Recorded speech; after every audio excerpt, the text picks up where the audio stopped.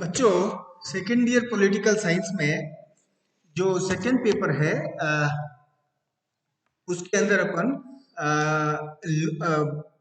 संघीय व्यवस्थापिका के अंदर राज्यसभा के बाद लोकसभा का अध्ययन कर रहे थे। और लोकसभा के गठन, लोकसभा के गठन की प्रक्रिया, लोकसभा के जो अध्यक्ष हैं उनके बारे में अपन ने काफी विस्तार से जानकारी ली थी। अभी वर्तमान में ये बता दूं कि 17वीं लोकसभा है जो गठित हुई है। इसलिए मैंने कहा था कि कार्यकाल तो 5 साल का है, वो निर्धारित है, वो निश्चित नहीं है। इसलिए जो प्रथम लोकसभा के चुनाव 51-52 में हुए थे, तब से लेकर 17 बार लोकसभा का गठन हो चुका। 17 बार यानी कि आम चुनाव हो चुके। आपको शब्द का अर्थ बताया था मैंने, क्योंकि लोकसभा के चुनाव 5 साल बाद निर्धारित होते हैं, लेकिन बीच में ही भंग होने पर फिर से चुनाव हो सकते हैं। तो आम चुनाव, उपचुनाव, है ना, इन शब्दों का अपने को अंतर आना चाहिए। मध्यावधि चुनाव, है ना, आम चुनाव पूरे देश में चुनाव, मध्यावधि चुनाव यानी भंग हो जाए तो बीच में पूरे सदन के लिए चुनाव, उपचुनाव यानी कुछ रिक्त पद जो स्थान है सदन में उनके लिए बचे हुए कार्यकाल के लिए चुनाव। तो ये अंतर भी स्पष्ट होना चाहिए शब्दों का आपको।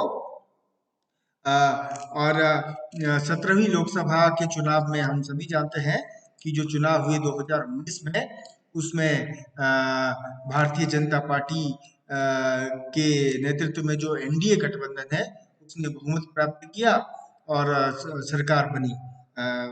और इसके बाद से अभी 17वीं लोकसभा का कार्यकाल चल रहा है। लोकसभा जो है वो का बहुत ही विस्तृत अधिकार क्षेत्र है।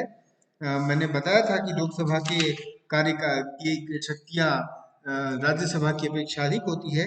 संक्षेप में हम ये भी देख लेते हैं, विधायी शक्ति राज्यसभा लोकसभा लगभग बराबर है, लेकिन यहाँ भी लोकसभा की शक्ति थोड़ी अधिक ही दिखती है क्योंकि लोकप्रिय सदन है। और जो राज्यसभा है वो किसी कानून, किसी विधेयक को वहाँ ओरिजिनेट तो किया जा सकता है, लेकिन कई अन्य ऐसे विषय हैं जहाँ लोकसभा को अंतिम शक्ति प्राप्त है। वह 6 माह तक किसी विधेयक को रोक सकती है, लेकिन जब मतभेद की स्थिति हो, तो मैंने बताया था ज्वाइंट सेशन होता है अनुच्छेद 2 108 के अंतर्गत, तो संख्या बल ज्यादा है लोकसभा की, तो लोकसभा का ही मत अंततः स्वीकार्य होता है।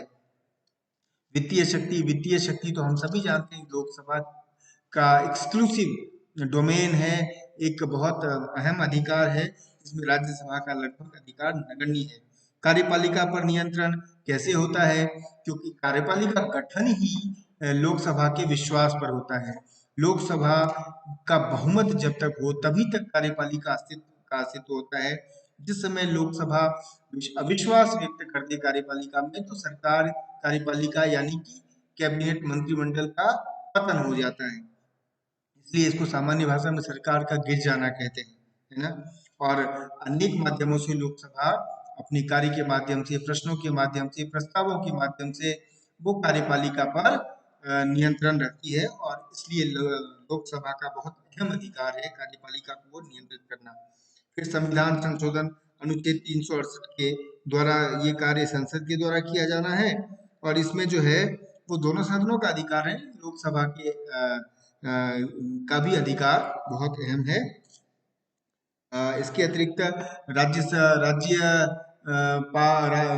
राष्ट्रपति के और उपराष्ट्रपति के चुनाव में लोकसभा राज्यसभा के साथ एक निर्वाचक मंडल के रूप में भी कार्य करती है, और उसके सदस्य लोकसभा के देश के राष्ट्रपति और उपराष्ट्रपति का चुनाव करती है। और साथ में इसके अनेक अन्य कार्य भी है, जैसे राष्ट्रपति, उपराष्ट्रपति, राष्ट्रपति को के ऊपर महाभियोग लगाना, या सर्वोच्च न्यायालय, उच्च न्यायालय के न्यायाधीशों को पदच्युत करना, या संकट काल के जो अनुच्छेद हैं उनको अनुमोदित करना, इत्यादि बहुत सारे कार्य लोकसभा के हैं।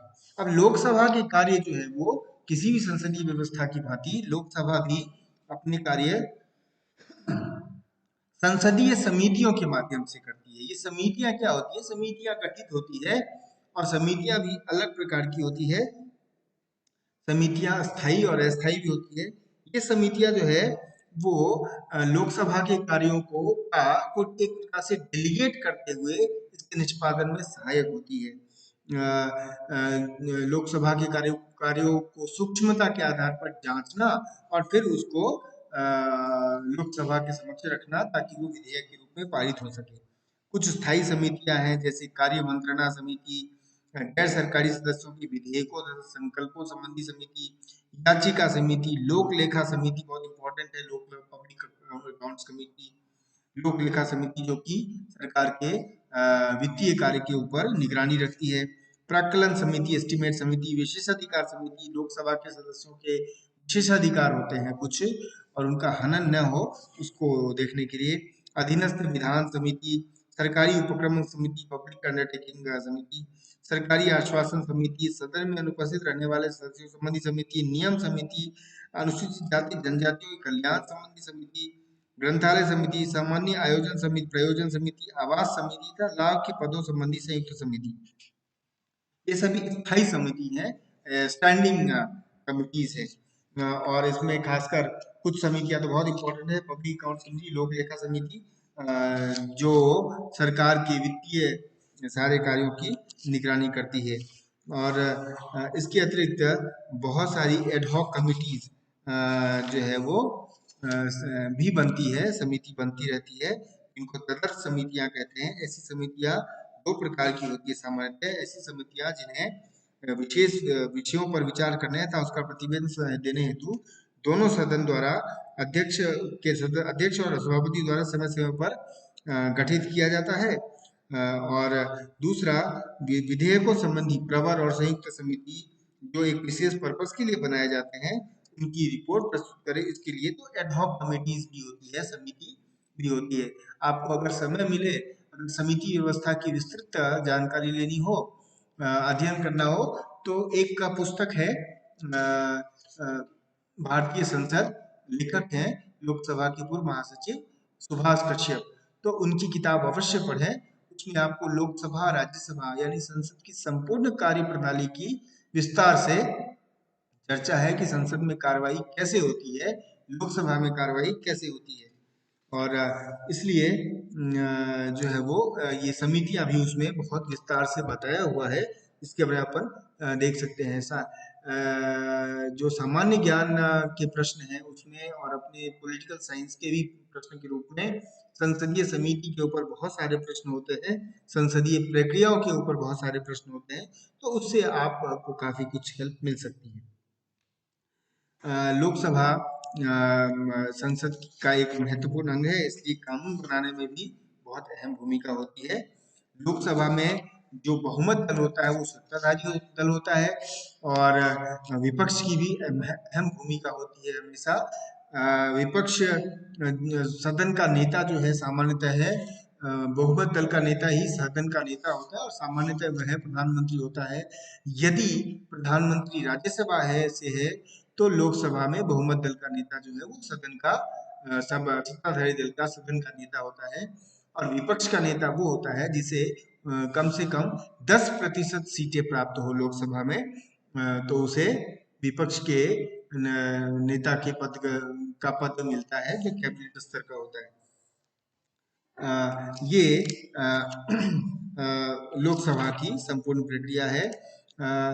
देखिए लोकसभा की जो कार्य प्रणाली है उसको विस्तार से हम अपन चर्चा कर सकते हैं, यद्यपि उसके ऊपर अपने बीए में प्रश्न कम होते हैं, लेकिन आगे चलकर आपको एक मिलेगी कि कैसे लोकसभा की कार्रवाई होती है। प्रातः 11 बजे से प्रारंभ होकर सामान्यतः कैसे कार्रवाई चलती है, पहले प्रश्नकाल चलता है 11 से 12, फिर 12 बजे से 1 बजे का शून्यकाल होता है जो काफी चर्चित है, जिसमें कोई भी मुद्दे, अर्जेंट मुद्दे, पब्लिक इंपॉर्टेंस के मुद्दे उठाए जा सकते हैं। फिर किस प्रकार प्रस्ताव होते हैं, कौन कौन से प्रस्ताव होते हैं, विश्वास प्रस्ताव, अविश्वास प्रस्ताव, स्थगन प्रस्ताव, फिर और भी किस किस रूल के तहत प्रश्न पूछे जा सकते हैं, तारांकित अतारांकित प्रश्नों का की श्रेणियां हैं, है ना। तो ये संपूर्ण जो है वो लोकसभा और संसद की प्रक्रिया, संसद के संचालन, संसद के संचालन की पूरी जानकारी आप सुभाष कश्यप की लेखक की किताब जो है हमारी संसद, उससे प्राप्त कर सकते हैं। यद्यपि इसके ऊपर अलग से प्रश्न सामान्यतः अपने यहाँ पर बड़े प्रश्न के रूप में नहीं होता है, फिर भी पढ़ना चाहिए उसको, और आपके लिए काफी अहम जानकारी है। लोकसभा के इस प्रश्न के बाद अपन जो है अगले व्याख्यान में भारतीय न्यायपालिका यानी सर्वोच्च न्यायालय के ऊपर आएंगे। लेकिन लोकसभा के प्रश्न को आप तैयार करें, इसमें प्रश्न भी संभावित